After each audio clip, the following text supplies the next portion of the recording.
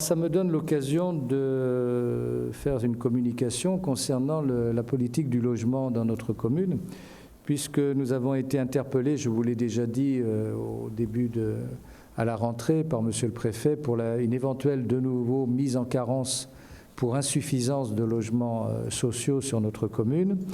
Et donc j'ai reçu une lettre le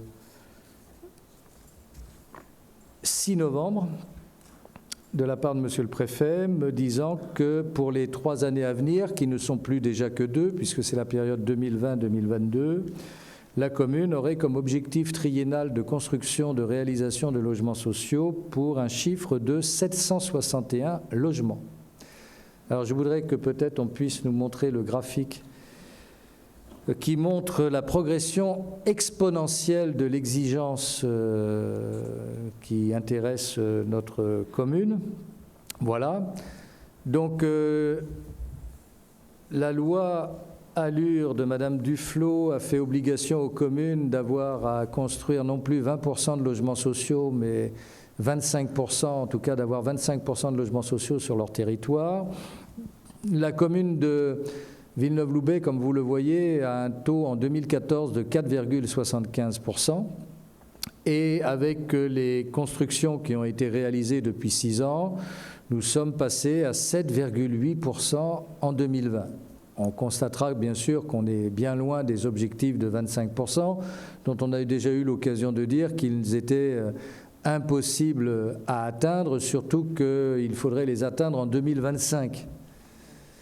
Donc, quand on sait que par ailleurs chaque permis privé nous défalque la possibilité sur le taux général de ce pourcentage, quand on sait que les logements sociaux accessibles à la propriété sont autant qui se réduisent dans notre part, on voit mal comment on peut y arriver.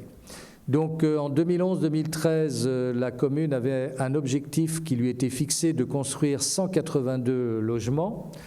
Elle y avait satisfait pour seulement la moitié, 93 logements, ce qui lui avait valu d'être mis en carence déjà. C'est ce que nous avons trouvé en 2014. Et l'État nous a demandé pour la période 2014-2016 de construire 401 logements sociaux au lieu de 182. Puis pour la période 2017-2019 de construire 525 logements sociaux. Et puis aujourd'hui, il nous demande de construire 761 logements sociaux. La demande des Villeneuvois, qui est importante, c'est une demande qui émane de 436 Villeneuvois qui peuvent prétendre à ces logements sociaux. On voit bien que ce qui nous est demandé va bien au-delà de ce qui pourrait satisfaire les seuls Villeneuvois. Il va de soi, bien sûr, que d'autres que des Villeneuvois ont droit à se loger sur notre commune. Mais l'effort qui nous est demandé paraît invraisemblable, d'autant plus que 2020-2022, quand on sait ce qu'a été l'année 2020, les 2 années qui restent pour réaliser 761 logements paraissent assez difficiles. Dans la période de 2014-2016, nous avons réalisé 79% de l'objectif. Dans la période 2017-2019, 45%, ce qui faisait que sur le mandat écoulé de 2014 à 2020, en 6 ans, nous avons satisfait à 63% des obligations qui nous étaient imposées. Et c'est ce qui explique que les Villeneuvois ont pu être très surpris de voir le paysage changer, de voir beaucoup de grues, de voir beaucoup de chantiers, de voir des constructions d'immeubles. Nous avons eu l'occasion d'expliquer souvent que de cette obligation très forte, très dure, j'aimerais qu'on reste sur le document parce que c'est celui-là qui est intéressant, c'est pas tellement ma personne. Voilà. Cette obligation qui nous a été faite, nous avons profité pour réaménager les quartiers, on vient de les présenter d'ailleurs, hein, donc des quartiers qui avaient été laissés un peu à l'abandon, mais qui changent un petit peu les choses, même si ça va améliorer des quartiers, il n'en demeure pas moins qu'il faut aussi laisser le temps de faire les choses. Et on ne peut pas faire pour faire, et on n'a pas de baguette magique. Donc nous arrivons là à un seuil qui nous paraît assez invraisemblable, qui d'ailleurs va bien au-delà du programme local d'habitat de la CASA. Même si nous n'avons pas satisfait à toutes les obligations dans le mandat précédent, il n'en demeure pas moins que nous étions au-delà du programme local d'habitat. Donc il faudrait savoir comment l'État fait ses comptes, puisque sur le programme local d'habitat de la CASA, nous sommes largement dans les clous. Et puis quand on regarde que les demandes de l'État, nous sommes loin de compte. Donc il y a une incohérence qu'il faudra nous expliquer. C'est pour ça que vous avez également cette lettre que j'ai rédigée avec notre service urbanisme, que je transmets à Monsieur le Préfet, sur lequel nous voudrions avoir des éléments de faisabilité de la part des services de l'État, puisque c'est eux-mêmes qui ont préparer ce courrier pour qu'on nous dise de quelle manière on peut arriver sur notre territoire à réaliser 761 logements en seulement 2 ans. Il y a même une impossibilité simplement technique, parce que le temps de la construction, alors bien sûr il y a les permis déposés, les actions engagées, mais les permis aussi, ça demande du temps, il y a une instruction, l'acquisition des terrains, les recours. Tout ça fait que nous ne sommes qu'une variable d'ajustement et donc il est important que nos concitoyens sachent que le béton, comme certains l'appellent et que nous condamnons dans l'expression, parce que c'est surtout loger des gens qui ont le droit d'être logés aussi, c'est une demande qui est forte et que nous devons bien sûr satisfaire, et qui permet à des gens de toute catégorie de pouvoir trouver un logement à Villeneuve. Et c'est pour cela que nous ne le refusons pas, mais nous disons simplement qu'il faudrait quand même laisser le temps au temps de permettre de faire les choses et de les faire bien, parce que derrière le logement, il y a aussi des équipements publics qui sont nécessaires, la sécurité routière, la circulation, et puis les équipements publics qui vont avec des classes d'école, des places de crèche. Tout ça, ça n'est pas financé par l'État, c'est financé sur les budgets municipaux, et donc on arrive à un moment où ça n'a plus de sens. Voilà. Donc cette information qui est donnée au conseil municipal est destinée bien sûr aussi à nos concitoyens pour qu'ils sachent que les communes n'ont pas la maîtrise des constructions, on leur impose des réalisations à faire, elles le font dans la mesure des possibilités, mais elles doivent bien sûr veiller à la qualité de vie, à la possibilité d'intégration dans l'environnement. On nous demande par ailleurs de favoriser la transition énergétique, de respecter la biodiversité. Tout ceci paraît un petit peu assez incohérent. Donc je pense qu'il est nécessaire qu'on ait un terrain d'entente pour admettre que par ailleurs avec la crise sanitaire, des obligations de cette nature ne peuvent pas être remplies, à moins qu'on veuille simplement nous mettre en carence et prendre la main sur le permis de construire dans notre commune. Bon, comme ça, au moins, ça sera simple, mais vous le savez qu'il y a derrière des pénalités financières. Nous avons déjà une pénalité récurrente puisque nous sommes pénalisés du moment que nous n'avons pas les 25%, donc qu'on fasse 4,75 ou 7,8, c'est toujours la même pénalité. Le fait d'être mis en carence ne peut que doubler, voire quintupler la pénalité de base.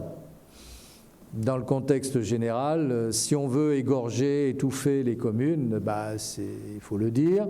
Et je pense que, bien sûr, ça dépasse le préfet lui-même, puisque c'est une politique générale gouvernementale qui ne date pas d'aujourd'hui, qui a maintenant une bonne vingtaine d'années, puisque c'est la loi de 1999, qui a été fort peu modifiée, et nous étions inscrits dans le programme local d'habitat, et ce que nous demandons, c'est d'être simplement dans le respect du programme local d'habitat de la CASA.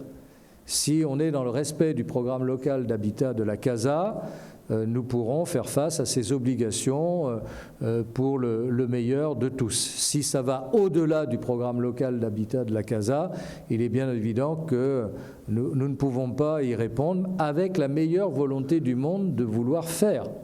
Il n'y a pas de notre part une volonté de ne pas faire. Alors, je lis par-ci, par-là que dans certaines communes, certains disent s'opposer et reprochent aux maires de ne pas s'opposer. Je veux simplement leur dire que la connaissance des lois permettrait à chacun de savoir que de toute manière, le maire ne peut pas s'opposer. il subit, il fait au mieux, mais ça vaut des sanctions de la part de l'État et ce que nous souhaitons, c'est tout simplement de l'intelligence partagée pour répondre à la demande légitime de nos concitoyens qui veulent se loger, mais également de tenir compte des réalités qui font qu'avec la meilleure volonté du monde, on ne puisse y satisfaire. Donc je voulais vous donner cette information en complément des 3 programmes que nous avons réalisés, pour lesquels il y a des améliorations que j'ai montrées, mais on ne peut pas aller plus vite que la musique et on ne peut pas faire plus que ce que nous faisons déjà. Et nous sommes plutôt situés dans le haut des réalisations par rapport à bien d'autres. Nous partions effectivement de bas parce qu'il y avait une histoire. Il y a aussi une géographie. Je voudrais rappeler que nous avons 70% de notre territoire parfaitement inconstructible et que sur les 30% restants, nous avons aussi des zones à risque qui restent également inconstructibles ou qui posent problème, comme la zone des plans où il a fallu vérifier que ces constructions étaient compatibles avec la loi sur l'eau, que les bassins de rétention permettraient de faire face aux risques des intempéries. Donc voilà, c'est toute une quadrature du cercle que nous devons réaliser et qui n'est pas simple. Donc je voulais vous en faire part, je voulais que vous ayez connaissance à la fois de la lettre de Monsieur le Préfet et de la réponse que j'y apportais. Ce n'est pas un vote, c'est une information donnée et que nous aurons l'occasion, le moment venu, de reprendre vis-à-vis de nos concitoyens, bien sûr, car il faut qu'ils sachent ce qu'est la réalité de l'acte de bâtir sur le territoire communal. Si certains veulent apporter leur pierre, puisqu'on est dans le logement, ils ont la parole bien volontiers.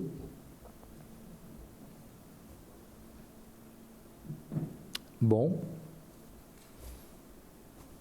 Que dire de plus? On aura l'occasion d'en reparler. On verra bien les décisions qui sont prises, puisque nous serons fixés à la fin de l'année sur le fait que nous soyons mis au nom de nouveau en carence et sur la réalité de cet objectif qu'on vient de nous envoyer. Donc vous retenez le chiffre, 761 logements sociaux à construire en maintenant 2 ans.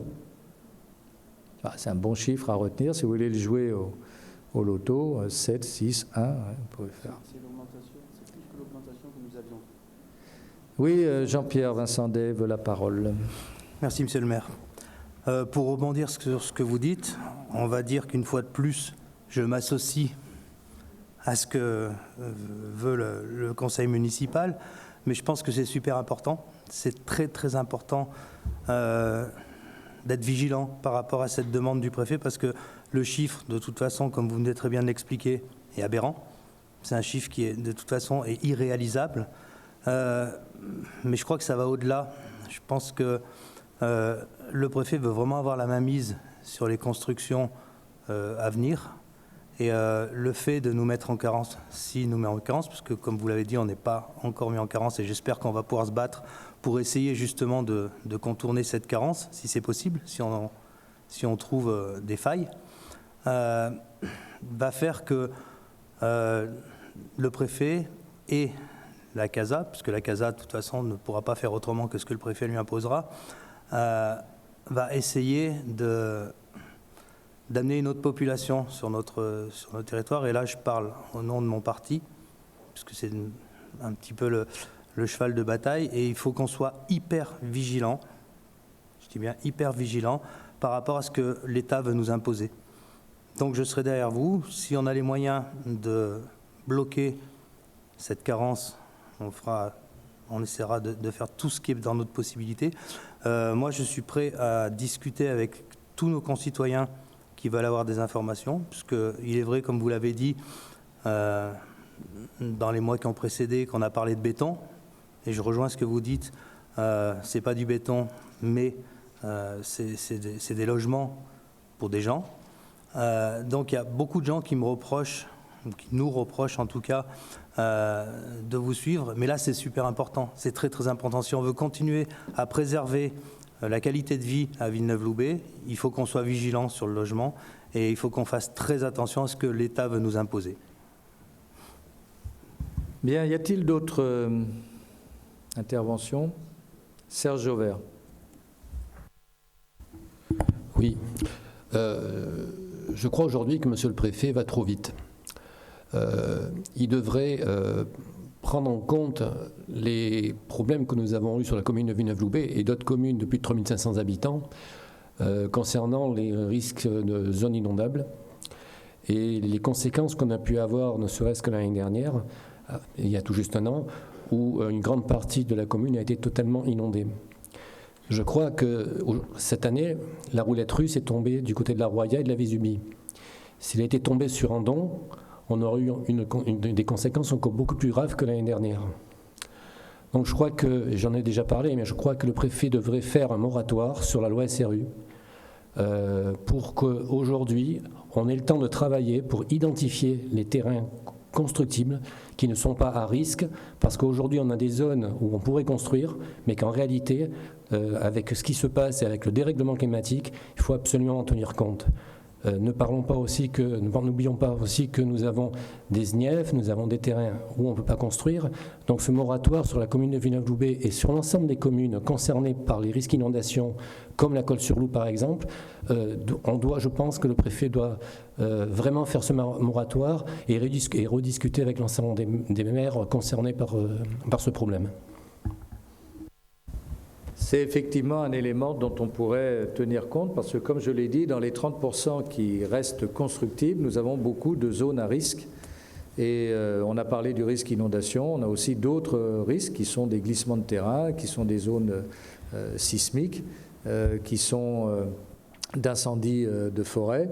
Donc on est une commune où ce n'est pas les risques qui manquent et la nature s'est rappelée à nous et ne manquera pas de continuer à le faire comme je l'ai dit en début de séance. Donc je pense que si on veut bien tenir compte des réalités là encore de terrain, nous souhaitons que l'administration, les services de l'État, tout en respectant le programme local d'habitat, je le répète, parce que nous sommes dans les clous du programme local d'habitat de la CASA qui s'impose à nous, et donc il serait paradoxal qu'on déroge à l'excès sur un programme qui a été validé lui-même par l'État et qui a été discuté avec l'État. Donc là, c'est quand même une contradiction qui nous amènerait à... De toute manière, nous demanderons, en quoi que ce soit, nous ferons un recours gracieux, bien entendu, puisque la loi le permet, et nous espérons ne pas avoir à faire un recours contentieux non plus, alors que l'intérêt, c'est quand même de loger les gens, de leur permettre d'avoir un cadre décent et de permettre à ceux qui étaient déjà là de vivre aussi dans un quartier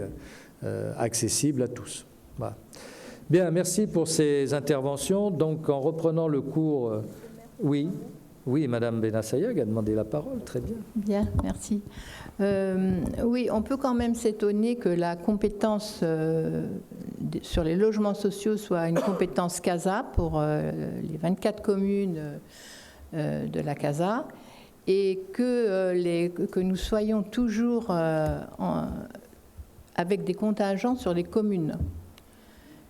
Peut-être que ça serait bien d'étudier les choses un peu plus au fond et de regarder les territoires où c'est possible. On peut en construire des logements sociaux, nous certes, mais 700, ça semble vraiment impossible. Donc peut-être de considérer que la compétence est en CASA, pourquoi ne pas revoir les contingents à construire sur le territoire CASA? Voilà, c'est mon idée. Et c'est bien là la question, vous avez raison. Je voudrais rappeler que nous avons construit quand même en 6 ans quelques 680 logements, mais ça nous a pris 6 ans pour le faire. Et de toute manière, on ne peut pas en permanence faire exploser l'urbanisation au moment même où l'État lui-même dit il faut préserver la biodiversité, il faut favoriser la transition énergétique. Donc il y a des éléments, certains disent il y a des trous dans la raquette, mais là c'est quand même c'est assez béant. Donc nous souhaitons pouvoir en discuter et donc c'était l'objet de cette information à vous tous et à nos concitoyens.